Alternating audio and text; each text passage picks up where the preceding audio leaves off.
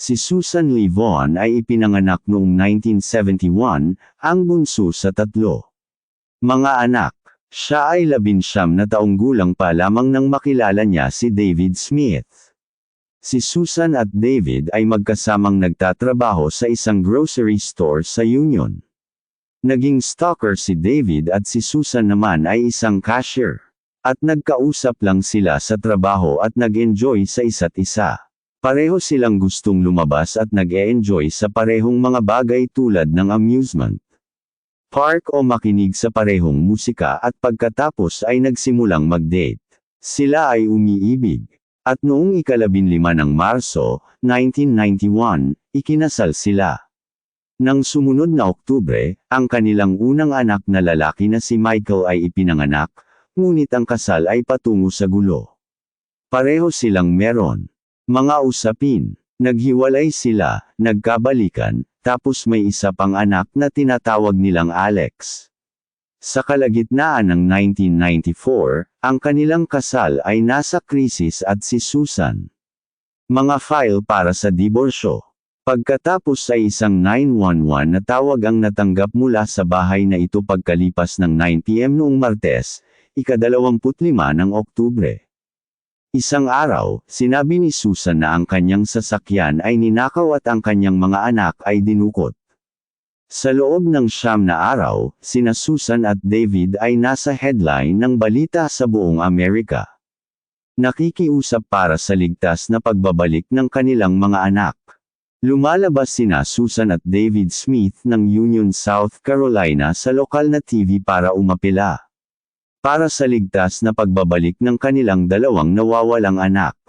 3 taong gulang na si Michael at 14 na buwang gulang na si Alex. Ang pulisya, ang publiko at ang press ay sumali sa isang county-wide search para sa mga nawawala.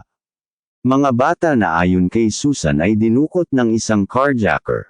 Tinatanong ng investigador si Susan araw-araw at pagkatapos ay noong Nobyembre ng ika-23 ng 1994, umamin si Susan Smith sa pagpatay sa kanyang mga anak at sinabi sa pulisya kung saan matatagpuan ang kanilang mga katawan, at ang mga ito ay nasa ilalim ng John D.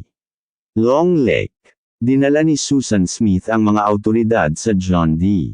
Long Lake. Nakita doon ang mga bangkay ni na Michael at Alex Smith na nakatali pa rin sa kanilang mga upuan sa kotse. Si Susan Smith ay inaresto at kinasuhan ng 2 bilang ng pagpatay. Ang libing ni na Michael at Alex Smith ay naganap sa ika-6 ng Nobyembre.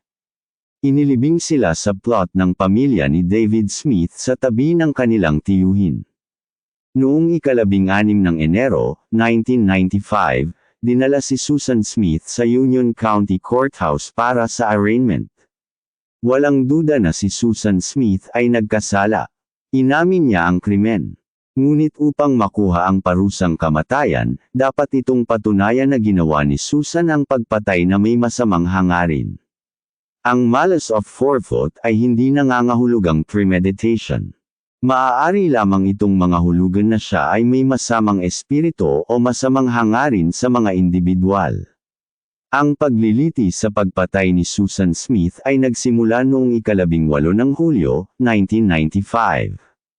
Ipinakita ng lead prosecutor sa hurado ang liham na isinulat ni Tom Findley kay Susan, na ang mayamang lokal na negosyante ay may liham na nagtatapos sa pagsabi na siya ay isang mabuting babae ngunit hindi sila maaaring magkasama dahil sa mga bata at pagkatapos ni Susan na matanggap ang sulat, hinatid nito ang kanyang mga anak sa John D. Long Lake at nilunod ang mga ito. Iniisip ng taga-Usig na talagang naniniwala si Susan na kung siya ay walang mga anak, magkakaroon siya ng fairy tale na buhay kasama si Tom. Ang pamilya ni Tom Findley ay may kaya at nagmamay-ari ng Hill Ingen at sa pananalapi ay malamang na mayaman o higit pa sa sinuman sa bayang iyon.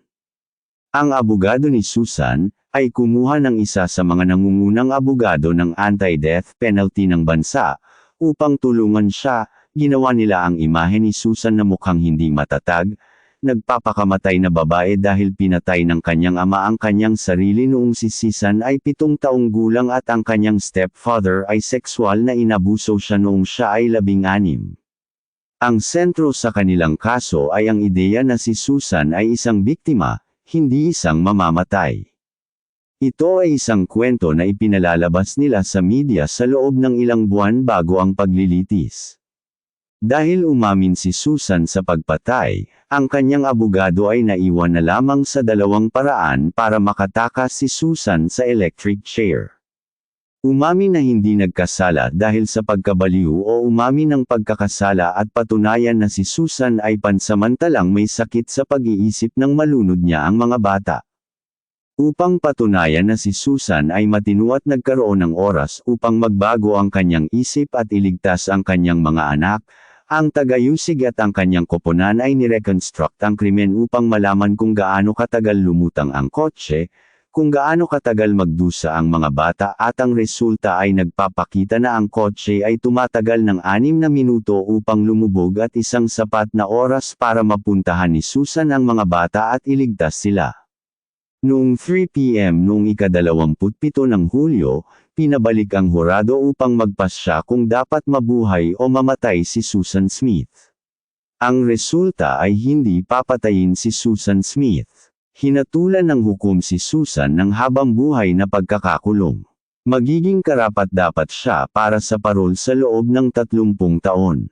Hindi kailanman nakakalimutan ni David Smith ang krimen o ang paglilitis. Pero nagawa niyang ipagpatuloy ang buhay niya. Ngayon ay mayroon na siyang 2 pang magagandang anak.